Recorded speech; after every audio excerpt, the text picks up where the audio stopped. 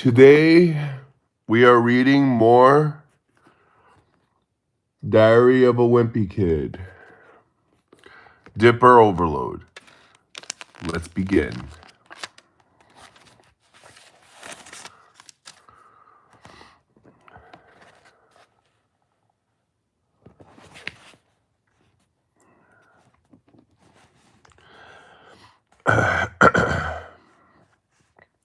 After they were done, Roderick called up a few of the clubs that said they've never heard of them to see if they knew who they were now. And the owner of Renegade's Rock Club told them he knew exactly who Luda Dipper was and that they should come downtown for a meeting. The guys were pretty excited because Renegades is one of the best places for live music. But it turns out that they had stickered the owner's SUV, so they spent the rest of the afternoon scraping them off his vehicle. Saturday. I guess those stickers weren't a waste of money after all. We are reading Diary of a Wimpy Kid, Dipper Overload. My intention is to finish this book before I gotta return it. So, yeah. I guess those stickers weren't a waste of money after all. The club next door to Renegades is called the Headless Chicken. No, not yet. Today, I plan on getting through more pages because it's early. So, yeah. And the other day, the owner reached out to Roderick to invite the band downtown to talk about playing a show. Why not sleep? Because I did sleep actually. I went to sleep from 7 and I woke up. It's I sleep. I do. It's just it's not really it's hard sometimes. I do my best though. But this is I feel like giving content and happiness to you guys is more important and more vital. Like yeah, my sleep is important, but this is also very important. And I appreciate you guys. So sometimes we gotta make sacrifices.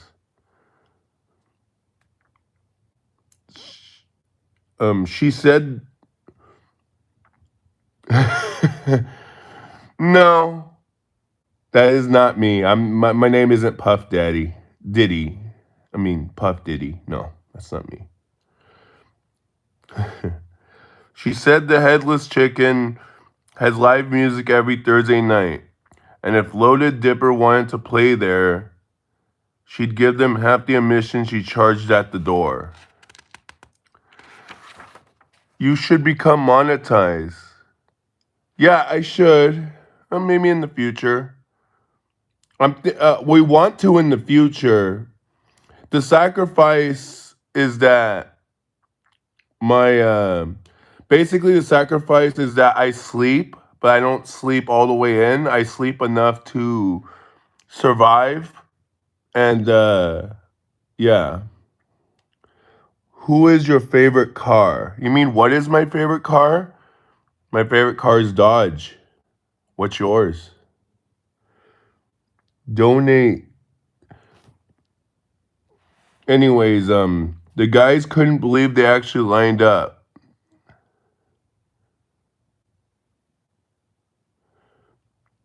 A paying gig.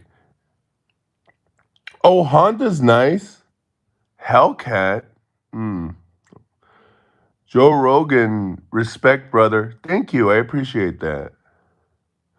Um, Sleeping is missing life, but I mean, I'm resilient. I can endure.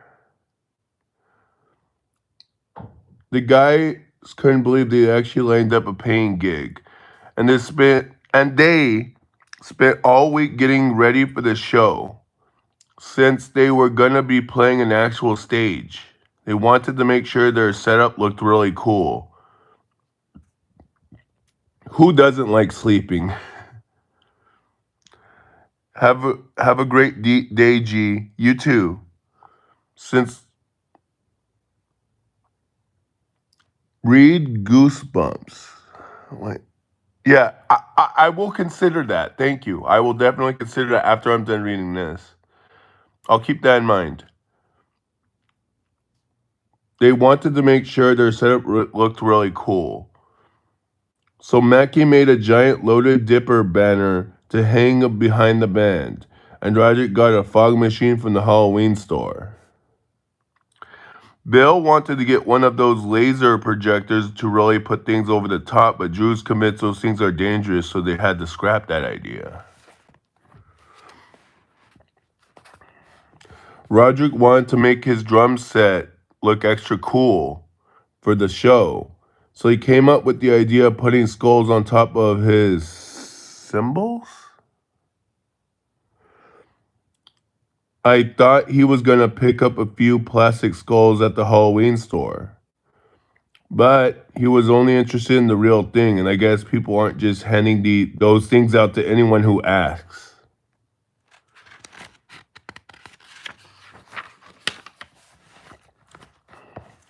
Roderick said a show isn't about the music, it's about the whole experience. He said they could turn the fog machine into a smell machine and have a different odor for each song. But when Mom found out that they had that idea, she shut it down because she said it was unsanitary.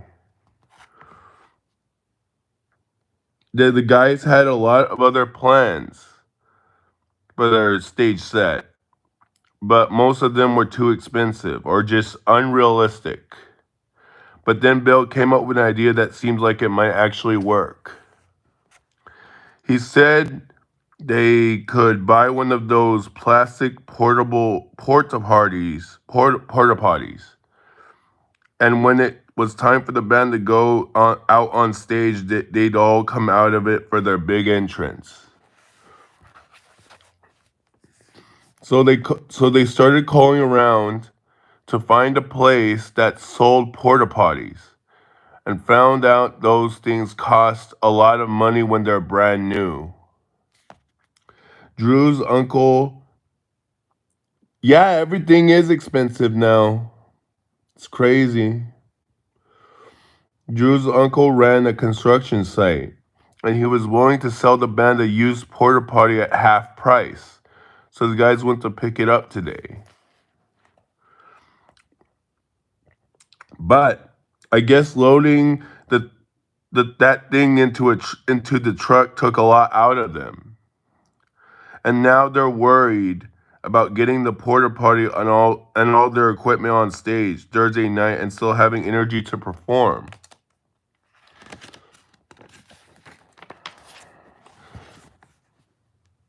So the band has been trying to find someone who can help move the equipment in and out of the truck on Thursday night. Roger asked his friend Ward first because he used to work in security for the band at their shows.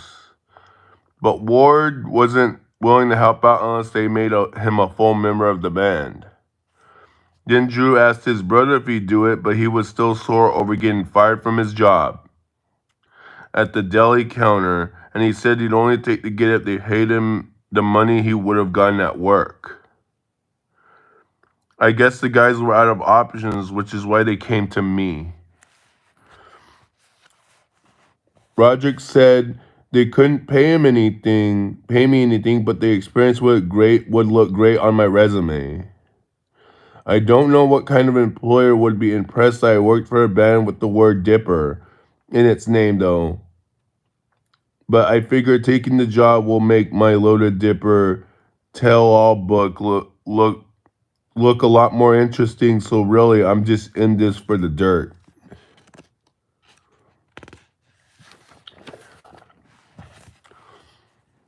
If Saturday, if every night is like Thursday night, I'm not sure how long I can survive being Loaded Dipper's roadie.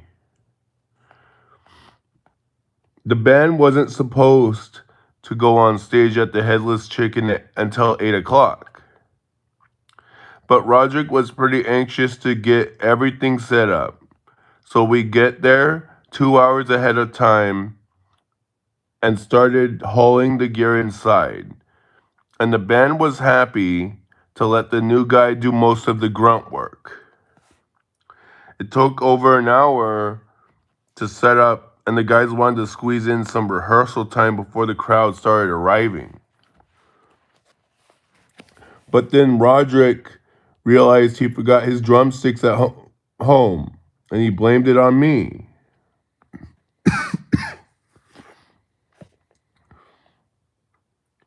Because he said that roadies are responsible for the equipment. There wasn't enough time to go home and get back by showtime.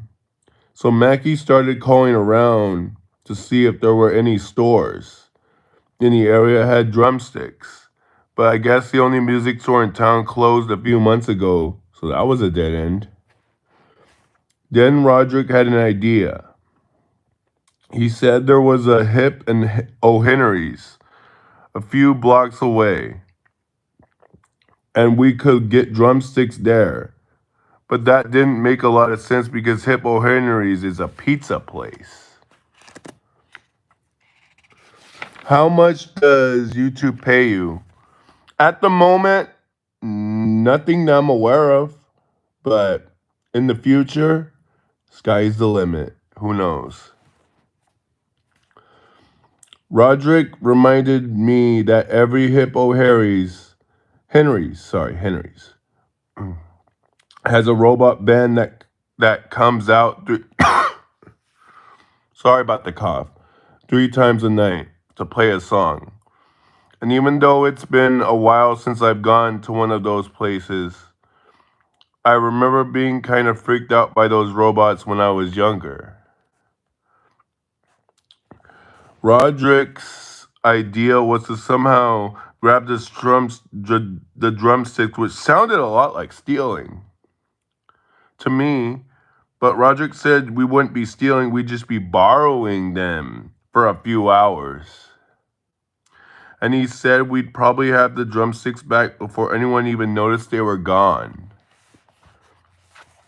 I didn't like the sound of that, but it turns out Roderick couldn't pull this plan off without me. Hip O'Henry's doesn't allow teenagers in their restaurants because I guess they've caused a lot of trouble in the past. So Roderick's plan was to have me go in with Bill and pretend he was my father. The whole thing seemed like a terrible idea to me, but I guess I felt a little responsible for leaving those drumsticks at home, so I went along with the plan. Me and Bill walked past the security guard into the restaurant, but it felt like that guy knew we were up to something because he didn't take his eyes off us once we were inside. So Bill got some tokens and did his best to act like he really was my dad when I got a good score playing whack-a-mole. Me and Bill played skee-ball and things got pretty competitive between us. And I guess we got kind of carried away because by the time we were through, Bill must have spent at least $20 on tokens. We took the tickets we earned to the prize counter, and Bill was disappointed we couldn't afford the lava lamp. So he spent another $10 in tokens to play a few more rounds of skee ball, and we won enough tickets to put us over the top. All that activity made us work up an appetite. So we sat down to order some pizza, and I'll admit I was having so much fun that I forgot the reason we were there in the first place. But when the curtains opened and the robot band started playing, I remembered what we came to do. The robot monkey started playing the drums, but it wasn't like we could just go up on stage and take the drumsticks out of his paws with everyone watching. So we just sat there and tried to figure out how we were going to pull this off. But before we could come up with anything good, the curtains closed and everyone just went back to eating their pizza. I still had no idea how we were going to get those drumsticks, but then one of the customers created the distraction we needed. Some kid's mom started complaining to the manager about her pizza. I'm hungry now for pizza. I'd share some of my pizza with you, but I don't know where you are. 'Cause I have pizza. I ate some, but I still have some. She said the slices were different sizes and had different toppings on them, which meant that the restaurant was using leftover slices and selling them as new pizzas. I remembered my mom. Have you had the new Papa Murphy's pizza cheese crust? No, I don't think I have. Is it any good? Have you had it? Is it any good? I remembered my mom complaining about the same thing a few years ago, which is the reason she stopped taking us to Hippo Henry's. With everybody's attention focused on this lady's conversation with the manager, me and Bill made our move. We slid to behind the curtains and went backstage where it was pitch black. Nice. You approve it? Nice. I'll have to try it sometime. Bill turned the flashlight on his phone on so we could see, and the robots were as still as statues in the dark. I knew those things weren't actually alive, but I definitely didn't feel comfortable being around them. So I wanted to hurry up and get this over with. But it wasn't that easy. We tried to get the drumsticks out of the monkey's paw, but he had a death grip on those things. And I don't know if the robots were motion activated or what, but when the monkey opened his eyes, it freaked me out. It freaked me out. I decided to bail on the mission and went out the back door. Bill was right behind me, but he didn't come out empty-handed.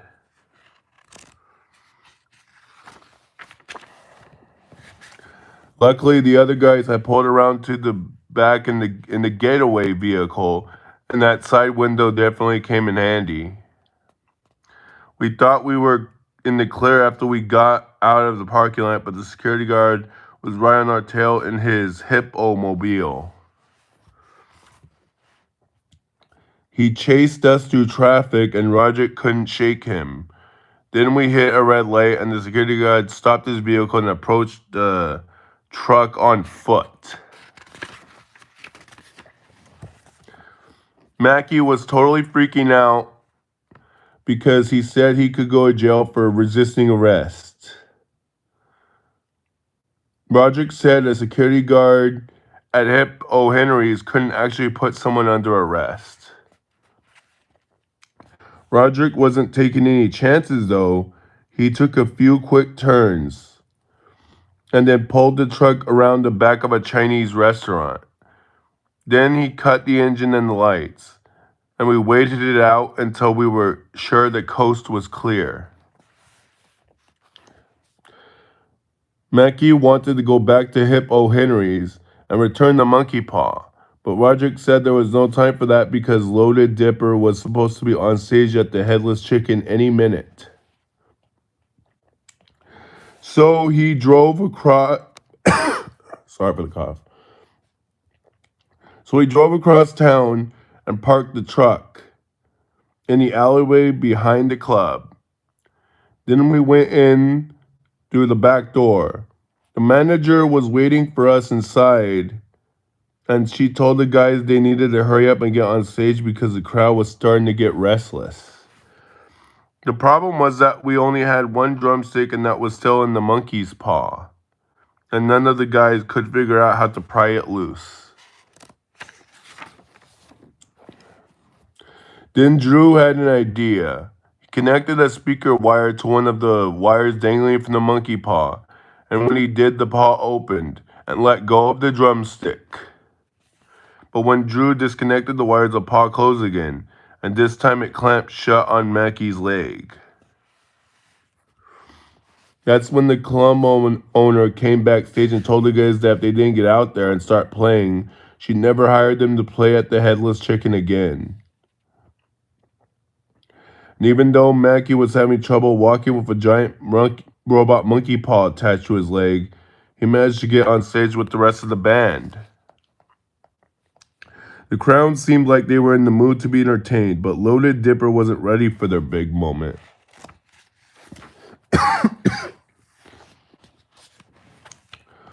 First of all, the guys all seemed pretty shook up by that car chase, so nobody was at their best. Roderick was only working with one drumstick, and Mackey was more focused on the monkey paw than on his guitar playing. On top of that, they all just seemed kind of rusty,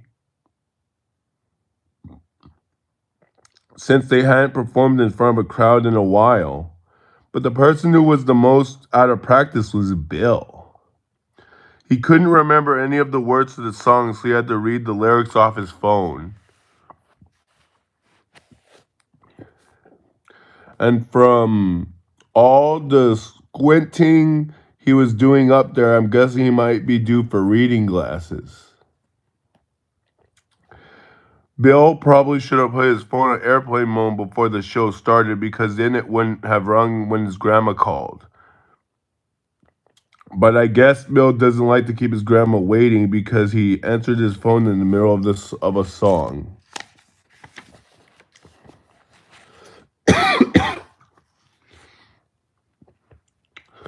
The crowd was starting to get annoyed, and they let the band know by pelting them with chicken wings. But I was dealing with a bigger issue. People started lining up to use the porta potty. And I couldn't do anything to stop them. Thankfully, the club ran out of chicken wings, and the audience started to head home. And that was a good thing, because Bill got buffalo sauce in his eye and couldn't read the lyrics off his phone anymore. Once everybody was gone, we started breaking down the set. But the lady who owned the place made us pick up all the chicken wings and clean the sauce off the stage, which added another hour to our night. After the equipment was loaded onto the truck, Roderick asked the owner about getting paid. There was a pretty big crowd in the club, and Roderick was expected Loaded Dipper to walk away with a decent amount of cash. But the club owner said the deal was that the band would get half the money she charged for admission at the door. And on Thursday nights, she lets people in for free. That means the whole thing was just a scheme to sell chicken wings. So after all that trouble, the guys didn't get anything out of it unless you count a robot monkey paw. And don't even ask me how Mackey explained that thing to his teachers at school the next morning.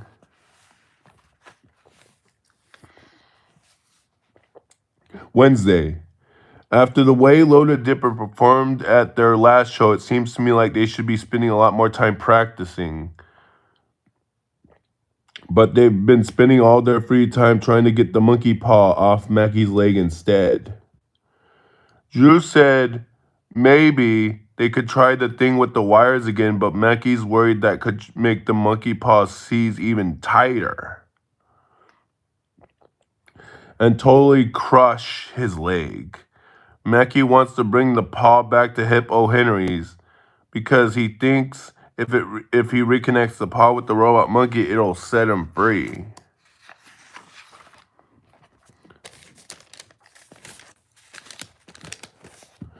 Alrighty then, guys. I hope you liked the show and the reading. You all have a good one.